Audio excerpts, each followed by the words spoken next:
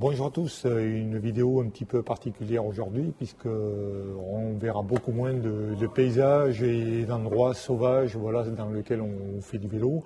C'est surtout une petite vidéo tuto qui va parler du gravelman, voilà, du type d'épreuve, comment s'y préparer, comment s'équiper, etc. Donc qui va vous donner quelques informations parce que j'ai vu sur les discussions WhatsApp que voilà, beaucoup de personnes se posaient beaucoup de questions sur ce type d'événement. Donc pour vous aider à anticiper cela au mieux et surtout ne pas hésiter à vous inscrire, on essaie de vous donner quelques ficelles au moyen de cette petite vidéo là, voilà, qui est bien sûr faite sans aucune prétention, on n'a pas la vérité vraie. Bon, mais bon, bonjour Steven. Salut. On se retrouve à Fréjus donc pour le Gravelman Saint-Tropez. Ouais, après la French Divide. Voilà. Eh bien, je vais te laisser en quelques mots présenter le. Non, c'est assez simple. Ça vient de l'idée simpliste de vouloir faire le temps d'un week-end une aventure pour le moins accessible, mais quand même un peu aventureuse. Et du coup, il y a 10 Gravelman en France sur 10 régions différentes. Et l'idée, c'est de faire 350 km, soit en route, soit en gravel. Il y a deux versions différentes. Et l'idée, c'est de s'amuser, donc apprendre à préparer un vélo, apprendre à utiliser les équipements et puis apprendre un peu à rouler la nuit, etc. Donc c'est l'apprentissage de l'ultra-endurance, qu'on appelle l'ultra. Voilà. Donc tu peux nous parler du parcours en gros, du dénivelé Ouais, d'ici. Est-ce qu'on a des surprises à la Steven? Ah, mais il y a toujours des surprises sur Gravelman. Sur la trace Gravel 350.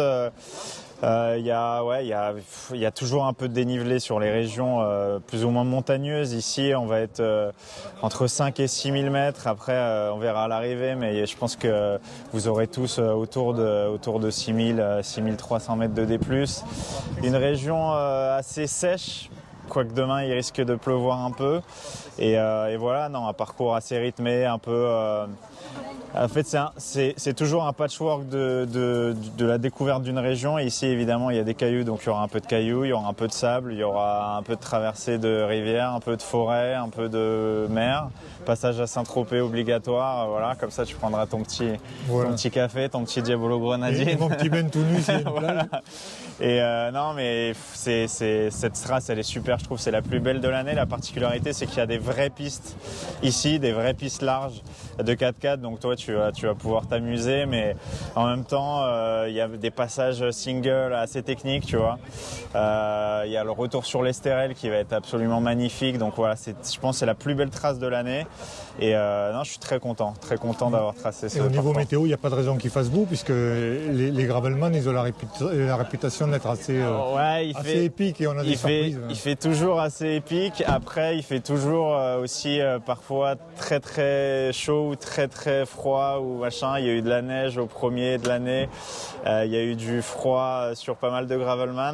Là, vous avez de la pluie demain matin jusqu'à 11h. Après, c'est fini normalement. Après, ça va être un temps de sudiste. Donc voilà, ça va aller. Oui, ça roule. Mais merci en tout cas. Merci à toi, mec. Pour ça. Bon, mais on est toujours la veille du Gravelman. Et j'ai rencontré le fameux Yann. Yann, le mannequin, le beau gosse, le chaval du trail. Voilà, qui va, je le laisse se présenter. Et je crois que c'est pas ton premier Gravelman. Non, c'est le 3e ou 4e, je sais plus. Ouais. Non, c'est bien. Je me rappelle que j'ai fait Roubaix, Paris, l'Île-de-France, mais je l'ai pas fini, et l'Auvergne. Voilà. L'Île-de-France, c'est celui où il a neigé l'année dernière. Exactement, où j'ai cassé mon dérailleur. Très bon souvenir. Ouais, c'était pas mal. Ouais, c'était beau. Un beau tour, un beau petit tour.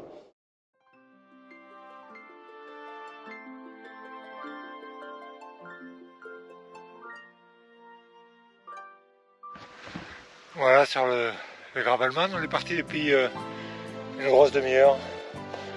Voilà, on grimpe un radar. Ici, ils n'ont pas inventé les épingles, c'est tout droit dans le pentu. Voilà. On est dans la garrigue, on commence à avoir un point de vue magnifique. La petite stop avec Valérie. Bon, c'est de Maxime, ses palmiers, sa plage. Son soleil. Son soleil. Tout va bien. Voilà. Steven, le grand stratège, nous a choisi un bon créneau météo pour profiter du secteur.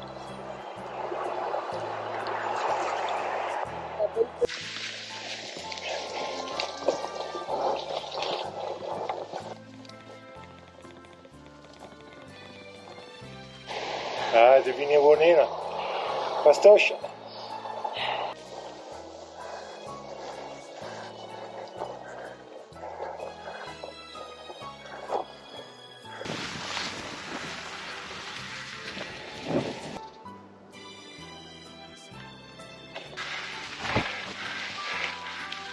On approche le kilomètre 100. On grimpe depuis 2-3 km. Bon, c'est une piste roulante mais un peu grasse, donc écolante. Petit stop dans la garrigue pour avaler la pizza achetée à Saint-Tropez. Voilà, on a fait un tout petit tiers du parcours.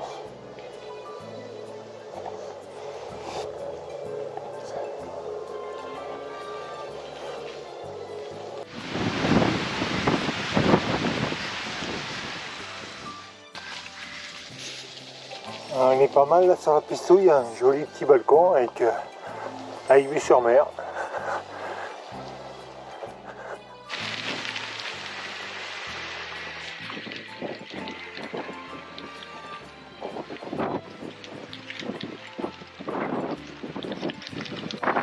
La piste elle est belle, elle est large, mais c'est mou, c'est une vraie dévoreuse de boîtes. Et c'est vraiment difficile de grimper.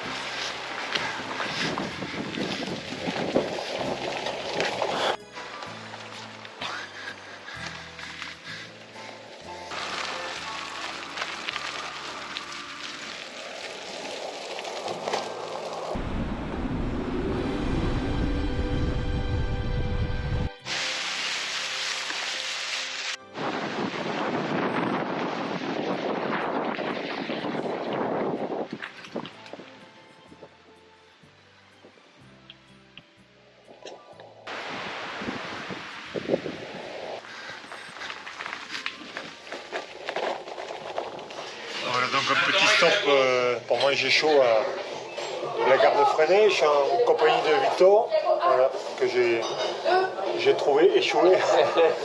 Dehors il fait un petit 2 degrés avec un vent de corne-cul, ça souffle vraiment très fort. Et la nuit va être très dure. Alors on espère que le vent va se calmer, mais c'est voilà. Bon, les petites infos de la piste. Mais c'est 4 heures du mat, j'avance plus. Voilà, j'ai du mal à boire, j'ai du mal à m'alimenter. J'essaie d'atteindre le col au kilomètre 240, j'espère que ça ira mieux après. Il me restera 35 bornes pour arriver au camping. Voilà, ben j'ai l'arthrose de la cheville qui me fait souffrir. Je suis à plat complet. Mais bon, on continue, on va essayer d'aller un peu plus loin. Ah, tout. Bon, et bien ce matin, je suis arrivé vers 8 h au camping, je fais un petit crochet à l'arrivée. Ça m'a permis de manger un bout, j'ai dormi 15 minutes.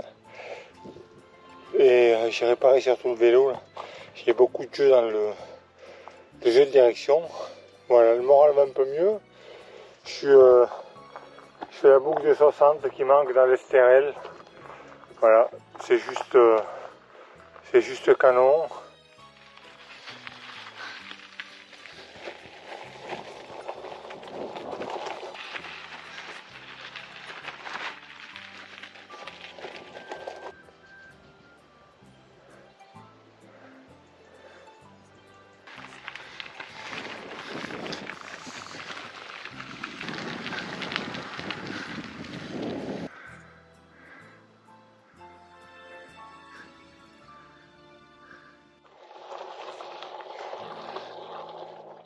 Bon, j'attaque la descente finale, un peu plus de 20 bornes là, pour entrer au bercail.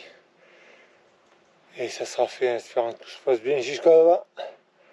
Hein, si vous comprenez pas, c'est normal, j'ai la mâchoire gelée.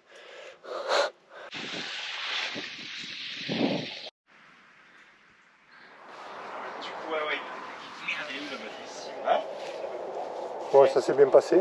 Bah ouais, nickel. Parfait. Vous avez fait un stop la nuit là? Ouais. Ça arrête à l'entour, je sais pas trop, au kilomètre 211. Allez, sur la fin du Gravelman, j'ai la chance de croiser Adrien Lechty, donc je vais en proposer pour lui poser une petite question. Bon alors Adrien, je t'ai pas vu depuis la classe Mountain Race, ça commence à faire un bail. Bientôt 2 ans, ouais. Je t'ai suivi virtuellement derrière notre Sofiane nationale quand même, pas faire que déconner, même si tu as été très fort. Alors, c'est ton premier Gravelman, je pense? C'est mon premier Gravelman, oui. Ouais, et alors, qu'est-ce que tu en as pensé? Bah, c'est une belle trace, une belle organisation, très sympa. Et on n'est pas vraiment sûr sur du gravel par contre. Ouais, j'ai parlé avec Steven et il m'a dit, Adrien, il s'est dit qu'avec ton VTT, ça aurait été le taf aussi. On tout suspendu, ça aurait été bien. Ouais. Bah, c'est une belle trace, une belle organisation, enfin, c'est une superbe région. Même en décembre, ça passe, quoi. Ouais. Bon, on a eu une météo quand même un petit peu compliquée, froide. Bah, on savait que ça allait être froid et pluvieux au début, mais ça a été. Bon, tout est régalé, même si tu as roulé la nuit, oui, la majorité, ça s'est bien passé. Très bien, ouais. Bon, mais c'est cool. Mais écoute, je te dis au revoir, je te suivrai sur tes prochaines aventures. Qu'est-ce que tu as sur le calendrier? Je pars au Rwanda dans 1 mois et par la suite je vais faire une traversée de la Jordanie en solo, je pense en mars, on verra. Bon, mais super. Et après, après Tour Divide. Ah, ça y est, ça repart. Bah oui. Sur les choses sérieuses. Ouais. Bon, mais c'est cool. Écoute, merci pour ces petites interviews. Et à bientôt, j'espère. Merci à toi. Bon, mais le Gravelman sur Saint-Tropez, c'est fini. J'ai ma dose, donc agréablement surpris par le parcours, très technique, très costaud, voilà, avec une météo exécrable. Un vent vraiment très violent, voilà, c'était pas facile, mais un bon retour. Vraiment une épreuve très cool avec des gens très sympas à refaire. Donc on va faire un petit débriefing, voilà, on va essayer de prendre l'habitude à la fin de chaque épreuve de faire un petit débriefing pour peut-être vous aider à répondre à quelques questions ou tout simplement pour vous motiver à partir sur ce type d'épreuve. Donc voilà, on va débriefer du Gravelman avec Valérie qui est ici présente et qui va nous donner également des petits éléments sympathiques. Alors le Gravelman à Saint-Tropez, puisque c'est le cas, donc c'est une course qui a fait 350 km avec un petit 6000 de dénivelé. Voilà, c'est pas rien, mais voilà, c'est une épreuve sur laquelle il faut arriver préparé, aussi bien physiquement qu'au niveau du matériel et du vélo. Peut-être Valérie, tu peux nous parler de la config que tu avais choisie pour le Gravelman? Oui, alors moi j'avais choisi une config en fait avec des pneus que j'avais diminués en 42. En principe je roule en 50, mais là vu le terrain avec les grandes DFCI 42, alors dans certaines portions je me posais la question parce que Steven nous avait tracé un truc bien sympa, bien à sa sauce, avec des petits passages bien techniques et cailloux. Mais c'est vrai que sur la globalité du terrain, je ne regrette pas mon choix parce qu'il y a eu quand même des parties roulantes. Après donc config 42, j'étais partie avec une dynamo pour être rassurée tant pour l'éclairage que recharger mon GPS qui d'ailleurs pour la petite histoire m'a planté au bout de 2 heures sous la flotte. Donc, Alors, la dynamo, c'est vrai que j'ai trouvé que c'était un choix judicieux parce que les nuits sont longues, hein, on avait quasiment 15 heures de nuit mi-décembre. Donc c'est vrai que c'est rassurant d'avoir une dynamo et se dire on n'a pas du tout la batterie à gérer. Voilà. Là sur ce coup-là, franchement, j'aurais pas eu de dynamo, je ne sais pas si je serais partie parce que du coup j'ai fait la navigation au téléphone et j'ai pu charger le powerbank, le téléphone sans me soucier. Ça m'a quand même vraiment bien rassuré. Ouais. Et moi pour la petite histoire, donc j'ai eu à mi-course j'ai mis mon Garmin à charger. Et j'ai fini avec, il a tourné en permanence avec la lampe de nuit sur le moyen dynamo. Ouais. Et j'ai fini à 66%. Ouais, donc voilà, il a consommé pareil, mais j'avais une bonne marge de sécu. Ouais. Non, moi je pense que même si c'est forcément un peu plus lourd, à mon avis, sur ce type d'épreuve, c'est quand même plus rassurant. Bon. Et les pneus, tu étais donc en? Moi j'étais en 42. Ouais, moi j'étais en 45 et je trouve que le 45 c'était vraiment bien, 42, c'est peut-être juste la limite. Faut pas. Il y avait un bon ballon, mais fallait pas en dessous. Je pense que ceux qui avaient en dessous, ils ont dû pleurer par moments, c'est clair. Ouais, le parcours était technique et certains dont vous avez pu voir l'interview d'Adrien Lechty, lui qui disait qu'il aurait été bien avec un VTT. Je ne sais pas avec combien il était venu en gravel, mais je crois qu'il était en 42 aussi. Ouais. Ah, ouais. Après, côté équipement météo, on a une météo difficile, donc qui était avec de bonnes averses et des bonnes pluies à Saint-Tropez. Ça s'est un petit peu calmé au niveau de la pluie, mais la météo est restée difficile avec beaucoup de vent, des températures proches de zéro. Donc là, c'est pareil, n'hésitez pas à partir avec le minimum requis et vital pour une météo changeante et qui peut venir difficile. Et bien sûr, les difficultés s'accentuent avec la fatigue, notamment les sensations de froid. Donc voilà, ne pas hésiter à partir un peu plus chargé que d'accoutumé. Plutôt que, voilà. N'oubliez pas que vous partez pour 2 jours mini et pas juste pour une petite sortie en vélo.